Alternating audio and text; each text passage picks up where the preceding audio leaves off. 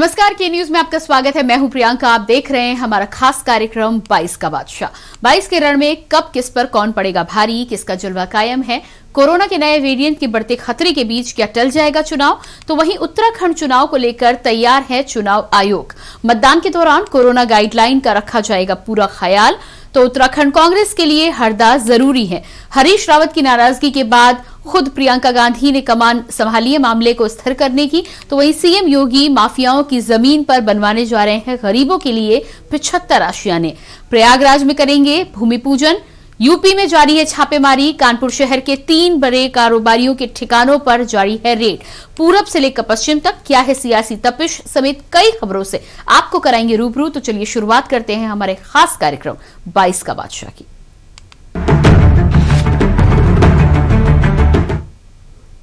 और इसी बीच छापेमारी को लेकर कानपुर से बड़ी खबर आ रही है। बड़ी खबर कानपुर से, इत्र कारोबारी के घर से बरामद नकदी स्टेट बैंक भेजी गई। 25 बक्सों में भरकर ट्रक से रवाना की गई नकदी।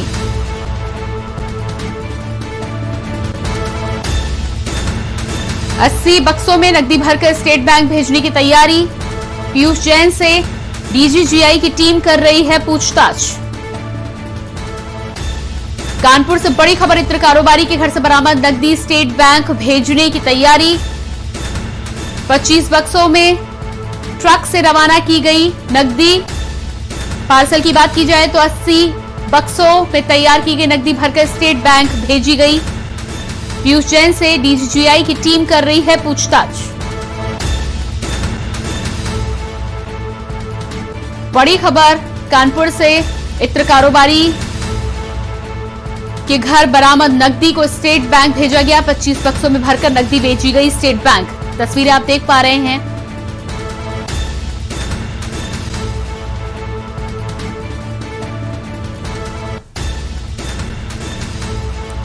और इसी खबर पर कानपुर से हमारे साथ संवाददाता मधुर मोहन और कन्नौज से संवाददाता अभय कटियार जुड़े हुए हैं। सबसे पहले बातचीत करेंगे मधुर, जिस तरह से कानपुर में रेड पड़ने के बाद भारी मात्रा में नकदी बरामद हुई है इत्र कारोबारी के घर से, और अब इस तमाम नकदी को स्टेट बैंक भेजने की तैयारी की गई है। माना जा रहा है कि 25 ट्रकों से 80 बक्सों में भरकर ये नकदी भेजी जा रही है। क्या कुछ ताजा जानकारी है? जी, आपको बताते हैं, हम इसमें पीयूष जैन के घर के बाहर खड़े हुए। यहाँ पर 150 करोड़ की जो नकदी है वो बरामद की गई है, जिसको 80 बक्सों में डिपॉजिट किया गया। जो अभी 25 बक्से हैं वो एक ट्रक से भेजे गए हैं। उसके बाद फिर तक जब वापस आएगा तो उसके बाद फिर उसमें ला देंगे, जितने बक्से होंगे उतना भेजा जाएगा। और 150 करोड़ की बरामदी की गई यहाँ पे। जी बिल्कुल, हमारे साथ अभय कटियार भी कन्नौज से बने हुए हैं। अभय, जिस तरह से इत्र कारोबारी के घर पे इतनी भारी मात्रा में नकदी बरामद की गई है, कानपुर के घर में तो रेड पड़ गई है, क्या कन्नौज से भी इसका कुछ कनेक्शन है? क्या कन्नौज में भी आगे छापेमारी की जा सकती है? क्या कुछ ताजा जानकारी है आपके पास? जी, आपको बता दें मैम कि अभी मैं पीयूष जैन जी के घर के बाहर खड़ा हुआ हूँ, जहाँ पे उनके बेटे प्रत्युष जैन को लेकर यहाँ टीम आई हुई है और अंदर बराबर पूछताछ चल रही है और अंदर टीम मौजूद है। ये उनका घर है और बाहर पुलिस की व्यवस्था की गई है। बाहर पुलिस भी बैठी हुई है, क्षेत्रीय पुलिस है, और यहाँ पे टीम बराबर पूछताछ कर रही है। जी बिल्कुल, कन्नौज में आप बने हुए हैं अभय, क्या कन्नौज में भी इसी तरह की नकदी की कुछ जानकारी अभी तक निकलकर सामने आ रही है? अभी तक जानकारी निकलकर सामने तो नहीं आई, मगर हाँ, अंदर बराबर टीम ने 2 बार गेट खोले हैं और कुछ कटर जैसा कुछ अंदर मंगाया गया है और बहुत ही जल्द कुछ ना कुछ सामने निकल कर आएगा। जी बिल्कुल, तो आप बने रहिएगा। मधुर, जिस तरह से कन्नौज में भी छापेमारी की गई है, कानपुर में भारी मात्रा में नकदी बरामद की गई है, क्या माना जाए कि अब जिस तरह से इतनी भारी संख्या में नकदी बरामद की गई, क्या अन्य जगहों पर, अन्य ठिकानों पर भी छापेमारी करने की तैयारी हो सकती है? दूसरी बात यह कि 3 कारोबारियों के घर पर छापे पड़ चुके हैं, क्या अब इस लिस्ट में और लोगों के नाम भी सामने आ सकते हैं? जी बिल्कुल, यदि हम बात करें इत्र कारोबारी की और सुपारी कारोबारी की, जैसे जो पीयूष जैन है, इनके जुड़े और जो इनके व्यापारी इनसे जुड़े, कहीं ना कहीं उनके यहाँ भी छापेमारी हो सकती है, क्योंकि इतनी बड़ी मात्रा में एक पैसा मिलना, रुपए मिलना, और उसके बाद इतनी बड़ी मात्रा में इनके जो बेटे हैं उनको जो हिरासत में लेके कन्नौज जाना, कन्नौज में भी इनके घर की जो छापेमारी करना, तो कहीं ना कहीं इनके साथ जो और जुड़े लोग हैं, जो इनके साथ जुड़े हैं, व्यापारी जुड़े हैं और लोग जुड़े हैं, उनके कहीं ना कहीं छापेमारी उनके यहाँ हो सकती है। जी जी बिल्कुल। अभय, आपने जिस तरह से जानकारी दी है कि कन्नौज में अभी तक निकलकर सामने कुछ नहीं आया है, लेकिन जिस तरह से कटर आदि मंगाए गए हैं, जाहिर है कि अंदर अभी भी छानबीन चल रही है। कितने लंबे समय से ये छानबीन चल रही है और अभी कितने और लंबे समय तक चलेगी? मैं आपको बता दूं मैम, लगभग 3 से 4 घंटे हो चुके हैं और यहाँ के क्षेत्र के 2 लोगों को अंदर ले जाया गया है गवाह के तौर पे और बराबर पूछताछ चल रही है। और अभी जानकारी ये आ रही है मैम कि कन्नौज के एक खोरी मोहल्ला पड़ता है, वहां पे भी एक कोई छापेमारी की गई है। जी बिल्कुल। जिस तरह से आपने जानकारी दी कि पीयूष जैन के बेटे को लेकर यहाँ पर कन्नौज लेकर आए थे और साथ में ही निगरानी में पूरी छानबीन चल रही है। इस समय पीयूष जैन के बेटे की यदि बात की जाए तो कहाँ पर है? क्या वो कन्नौज में मौजूद है टीम के साथ में? घर के अंदर मौजूद है और बराबर उनसे पूछताछ चल रही है और यहाँ के क्षेत्र के 2 लोग भी अंदर हैं। जी बिल्कुल। टीम की यदि बात करें तो कितने लोगों की टीम इस समय कन्नौज में छापेमारी कर रही है? लगभग मैम 10 लोग हैं और 10 लोग अंदर मौजूद हैं और बाहर क्षेत्रीय पुलिस है जो कि सुरक्षा व्यवस्था बनाए हुए हैं और यहाँ क्षेत्र के लोग भी, आसपास के लोग, तमाम भीड़ लगी हुई है। जी बिल्कुल। मधुर, जिस तरह से कन्नौज में लगातार पीयूष जैन के बेटे को साथ में रखकर कार्रवाई चल रही है, माना जा रहा है कि 10-11 लोगों की टीम वहां पर लगातार लगी हुई है। कटर भी जिस तरह से मंगाए हैं, कुछ ही देर में आगे की जानकारी निकलकर सामने आ सकती है। लेकिन उसके अलावा पीयूष जैन से भी डीजीजीआई की टीम पूछताछ कर रही है। क्या माने कि कितने लंबी अभी ये छापेमारी की यदि बात की जाए तो अभी कितने लंबे चल सकती है कानपुर और कन्नौज में मिलाकर? देखिए आप गेट खुल रहे हैं जी। आपको बता दें, देखिए ये टीम के कुछ लोग बाहर आ रहे हैं और ये ताला काटने वाला एक लड़का भी सामने आया है, आपको दिखा दें।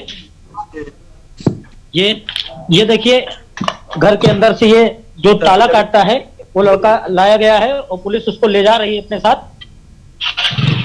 जी बिल्कुल। अभय, आप बिल्कुल नजर बनाए रखिए। जैसे ही वहां पर कुछ जानकारी मिलती है कि क्या आगे भी वहां पर कुछ नकदी बरामद की गई है या कुछ ऐसे दस्तावेज जिनकी तलाश टीम कर रही हो और वो बरामद किए गए हैं, आप हम तक जानकारी जरूर पहुंचाइएगा। फिलहाल आप नजर बनाए रखिए। मधुर, आपसे मेरा ये सवाल था कि एक तो प्रत्युष जैन कन्नौज में लगातार बने हुए टीम के साथ में और उनकी निगरानी में उनसे पूछताछ करके ही आगे जिस तरह से कन्नौज में छापेमारी और टीम लगातार जांच पड़ताल कर रही है, पीयूष जैन से भी डीजीआई की टीम कर रही है। क्या कानपुर कन्नौज के अलावा भी कई अन्य जगहों से तार जुड़े हो सकते हैं? जी बिल्कुल। यदि बात करी जाए, क्योंकि ये पृथ्वी जैन एक बहुत बड़े व्यापारी हैं और ये सबसे बड़ा व्यापारी इनका क्षेत्र का और सुपारी का है। लेकिन यदि बात करें हम पीयूष जैन की कहीं ना कहीं जो टीम है वो पूछताछ कर रही है और यहीं से कानपुर घर से ही उनके बेटे को यहाँ से लगभग 5 घंटे पहले यहाँ से टीम लेकर निकली कन्नौज के लिए, जो कन्नौज में छापेमारी चल रही है। जैसा कि हमारे सहयोगी ने बताया कि कन्नौज में तो इनके साथ जुड़े और भी जो लोग हैं, इनके व्यापारी जो इनके साथ काम कर रहे हैं, क्योंकि इनका बहुत बड़े प्रदेश लेवल बात पूरे देश लेवल बात करें, सबसे बड़ा इनका सुपारी का काम है और जो मसाले में इत्र डाला जाता है उसका काम है। तो कहीं ना इनके साथ जो और लोग भी जुड़े हैं उनकी भी कहीं ना कहीं सुराग किया जाएगा, उनसे बातचीत की जाएगी। लेकिन बात करेंगे तो अभी सिर्फ पीयूष के घर पे और पीयूष के जो पुश्तैनी घर है कन्नौज, वहां पर छापेमारी की जा रही है। जी बिल्कुल मधुर, तो आप भी अपनी नजर बनाए रखिएगा। अभय, आप भी लगातार नजर बनाए रखिए। जैसे ही आपके पास कोई अपडेट आती है आपके पास वापस आएंगे हम। फिलहाल आप दोनों लोगों का बहुत बहुत शुक्रिया। तो लगातार हम पल पल की जानकारी आप तक पहुंचाएंगे। जिस तरह से कानपुर के इत्र कारोबारी के घर पे छापेमारी में भारी मात्रा में नकदी बरामद की गई है, लगभग 150 करोड़ की नकदी बरामद की गई है। एसबीआई भेजे जा चुके हैं 25 बक्से, बाकी बक्सों को भेजने की तैयारी चल रही है। इस पूरे मामले में आगे क्या कुछ हलचल रहेगी आप तक पहुंचाएंगे, लेकिन फिलहाल रुकते हैं एक छोटे से ब्रेक के लिए। आप देख रहे हैं के न्यूज, खबरों का सारथी। जिन आंखों के सपने सुरक्षित हो वो चेहरे मुस्कुराते ही हैं, क्योंकि इनको है एक अच्छे भविष्य का भरोसा। और इन जैसे 3.5 करोड़ लोगों को अच्छे भविष्य का भरोसा दिया है भारत सरकार द्वारा शुरू की गई अटल पेंशन योजना ने। आप भी इनकी तरह अटल पेंशन योजना में पंजीकरण कराएं और 3 लाभ के साथ 60 वर्ष की आयु के बाद आजीवन गारंटीकृत न्यूनतम पेंशन पाने के हकदार बने। अटल पेंशन योजना के तहत पंजीकरण के लिए अपनी बैंक शाखा या डाकघर से संपर्क करें। जुबान के लिए उड़ चला गैरों की ज़मीं पर, खुशबू अपने पन की ढूंढता और दूर कितना भी जाओ इस जुबान से दूर ना जा पाओगे। रुमल बोलो जुबान केसरी। 2017 से पहले कर्ज के बोझ तले दबा था किसान। 2017 के बाद कर्ज माफी से हुआ है खुशहाल। फर्क साफ है। 2017 से पहले भैंस ढूंढने वाली पुलिस 2017 के बाद अपराधियों को काबू करती है। फर्क साफ है। 2017 से पहले जो लड़के हैं गलती हो जाती है बोलकर छूट जाते थे। 2017 के बाद उन अपराधियों पर होती है कार्रवाई। फर्क साफ है। 2017 से पहले मेरठ से दिल्ली पहुंचना था दूभर। 2017 के बाद दिल्ली बस 1 घंटे दूर। फर्क साफ है। आप देख रहे हैं के न्यूज, खबरों का सारथी। और अब बात करेंगे दबंगों के घर पर गरीबों का राज। उत्तर प्रदेश के मुख्यमंत्री योगी आदित्यनाथ ने माफिया से जब्त की गई जमीन पर गरीबों के लिए घर बनाने का वादा किया था। इसकी शुरुआत प्रयागराज से सरकार करने जा रही है। बाहुबली पूर्व सांसद अतीक अहमद की अवैध दुकानों को ध्वस्त कराकर उनके कब्जे से मुक्त कराया जा चुका है। जमीन पर सरकारी गरीबों के लिए 75 आवास बनेंगे। जानकारी के मुताबिक सीएम योगी 26 दिसंबर को प्रयागराज पहुंचेंगे और शहर के लूकरगंज में भूमि पूजन कर आवासों का शिलान्यास करेंगे। इसके साथ ही साथ सीएम जनसभा को भी संबोधित करेंगे। गौरतलब है कि सरकार ने पूरे प्रदेश से अब तक 1500 करोड़ रुपए से ज्यादा की संपत्ति माफियाओं से जब्त की है। माफिया अतीक अहमद के जरिए लगभग 500 वर्ग मीटर वक्फ की जमीन पर अवैध तरीके से कब्जा करके 60 से अधिक दुकानों का निर्माण कराया गया था। इन दुकानों को माफिया अतीक के लोगों ने अपने लोगों के जरिए बेचा था। मार्च 2021 में प्रयागराज विकास प्राधिकरण की ओर से इस मार्केट को ध्वस्त किया गया, जिस पर अब गरीबों के लिए आशियाने बनेंगे।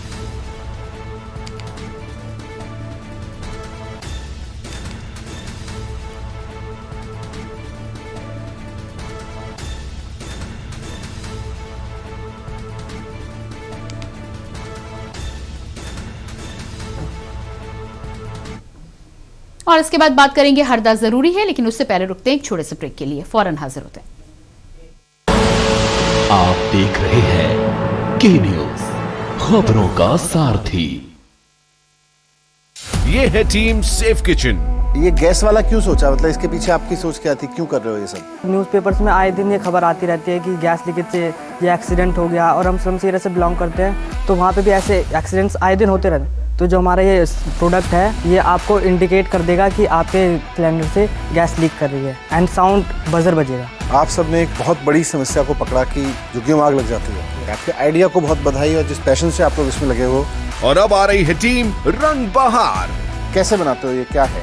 हम मतलब नॉर्मली वाइट कपड़ा लाते हैं, फिर चने हो गए, चावल, दाल, मैक्रोनी, इन सब से हम उसको टाई अप करके एक साइड से बांध के फिर हम इसको गर्म पानी में नमक डाल के हम इस कपड़े को उसमें डाई करते हैं। दिव्या जी तो गारमेंट बैकग्राउंड से, उन्होंने भी नहीं देखे ऐसे टैसल, और मैं भी NIFT से पढ़ा हूँ, मैंने भी नहीं देखे। यस सर, हम जहाँ जाते हैं हमें ऑर्डर मिल जाते हैं।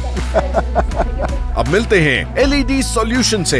ये आइडिया क्यों है? सर क्योंकि हम लोग ऐसे गांव से आते हैं जहां पर अक्सर शाम के टाइम लाइट चली जाती है और रात में नहीं आती है, और जो वहां के लोग हैं जैसे महिलाएं हैं उनको खाना बनाने में, और जो बच्चे हैं उनको पढ़ने में दिक्कतें आती हैं। कहाँ रहते हो? यूपी से बिलोंग करते हैं, बट अभी छतरपुर में रहते हैं। आपने गाँव के दर्द को फील किया, उन इलाकों के दर्द को फील किया जहाँ लाइट कम आती है। Yes sir. दिल्ली में आके रह रहे, पढ़ाई कर रहे बच्चे। Yes sir. बहुत शानदार, thank you sir. Business blasters के इस एपिसोड में इन्वेस्टर्स का कितना इन्वेस्टमेंट मिलेगा इन तीनों टीम्स को, देखिए इस रविवार शाम 7 बजे। पर ये दिल है कि चख रहा है उन्हीं अल्फाजों का दूर कितना भी जाओ, इस जुबान से दूर ना जा पाओगे। विमल, बोलो जुबान केसरी। आप देख रहे हैं के न्यूज, खबरों का सारथी। और अब बात करेंगे हरदा जरूरी है। उत्तराखंड कांग्रेस गुटबाजी से घिरी हुई है, जिसमें प्रीतम सिंह एक समूह का नेतृत्व कर रहे हैं, जबकि हरीश रावत दूसरे खेमे में हैं। इसके अलावा राज्य इकाई के पूर्व अध्यक्ष किशोर उपाध्याय का अपना समूह है। बुधवार को अचानक उत्तराखंड के पूर्व सीएम हरीश रावत के ट्वीट के बाद कांग्रेस में फूट की बात सामने आने लगी। फिर क्या था, विपक्ष ने कांग्रेस पर निशाना साधना शुरू कर दिया तो प्रियंका गांधी ने कमान संभाल ली। प्रियंका गांधी ने हरीश रावत से फोन पर बात की, जिसके बाद जाकर हरीश रावत ने सुर बदले। इसके बाद अब क्या रहेगा विपक्ष का रुख, देखिए एक खास रिपोर्ट में।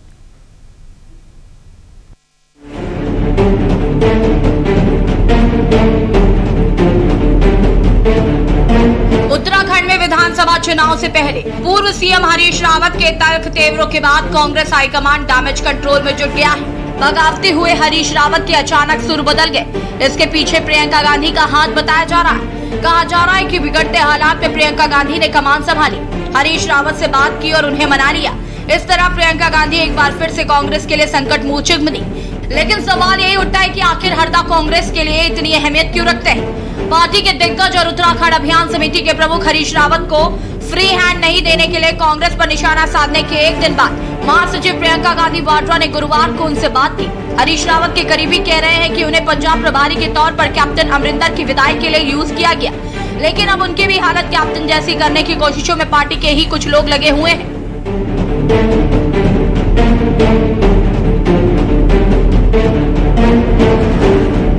नाराजगी इस बात की भी है कि राज्य में 2 रैलियों में रावत के पोस्टर कुछ लोगों ने हटवा दिए। उनमें एक रैली में देवेंद्र यादव भी मौजूद थे।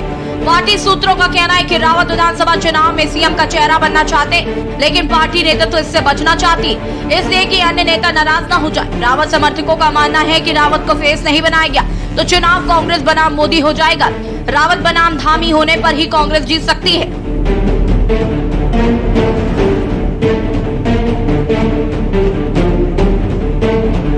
हरीश रावत के नए वार से उत्तराखंड में पार्टी के लिए परेशानी पैदा होने की उम्मीद है, क्योंकि नारायण दत्त तिवारी और इंदिरा हृदयेश के निधन के बाद उनके पास रावत के अलावा कोई चेहरा नहीं है जिनकी पूरे राज्य में उपस्थिति है। इसके अलावा पुराने कांग्रेसी होने के साथ ही हरदा की लोकप्रियता किसी से कम नहीं है और यही कारण है कि पार्टी हाईकमान किसी भी सूरत में उत्तराखंड को पंजाब नहीं बनने देना चाहती, क्योंकि कैप्टन बनाम हरदा ज्यादा इम्पोर्टेंट है।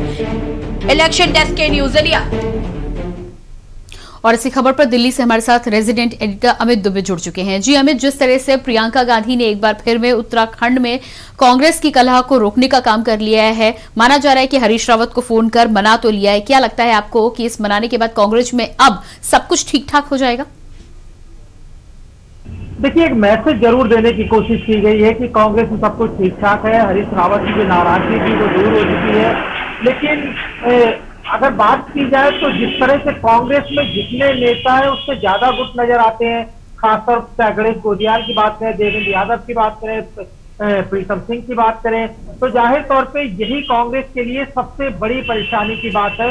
और ऐसे में बीजेपी से अगर लड़ना है कांग्रेस को विधानसभा चुनाव में, बीजेपी को टक्कर देनी है, तो पहले पार्टी को एकजुट न सिर्फ दिखाना होगा बल्कि जमीनी हकीकत में भी पार्टी एकजुट नजर आनी चाहिए। ये प्रयास हालांकि राहुल गांधी की तरफ से किया गया है, हरीश रावत की नाराजगी काफी हद तक दूर की गई है।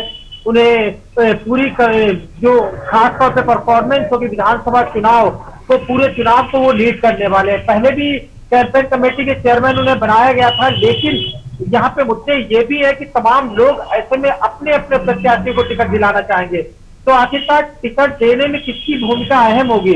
तो अब हरीश रावत जहां अपने आप को अलग थलग महसूस कर रहे थे, आज की बैठक के बाद जिसमें तमाम उत्तराखंड के नेता मौजूद रहे और आज की बैठक के बाद उन्हें लीड करने का मौका दिया गया। अब इस लीड का हरीश रावत कितना फायदा उठा पाते हैं ये देखना होगा, लेकिन इसमें कोई दो राय नहीं जिसकी मैं बात कर रहा हूँ कि स्ट्रॉन्ग मैसेज देने की कोशिश जरूर पार्टी की तरफ से की गई है। जी बिल्कुल, तो स्ट्रॉन्ग मैसेज देने की कोशिश जरूर की गई है, लेकिन साफ तौर पर माना जा रहा है कि उत्तराखंड में यदि कांग्रेस मुख्यमंत्री पद का चेहरा निर्धारित नहीं करती है तो कहीं ना कहीं चुनाव में कांग्रेस को घाटा हो सकता है, क्योंकि चुनाव कांग्रेस बनाम मोदी होगा।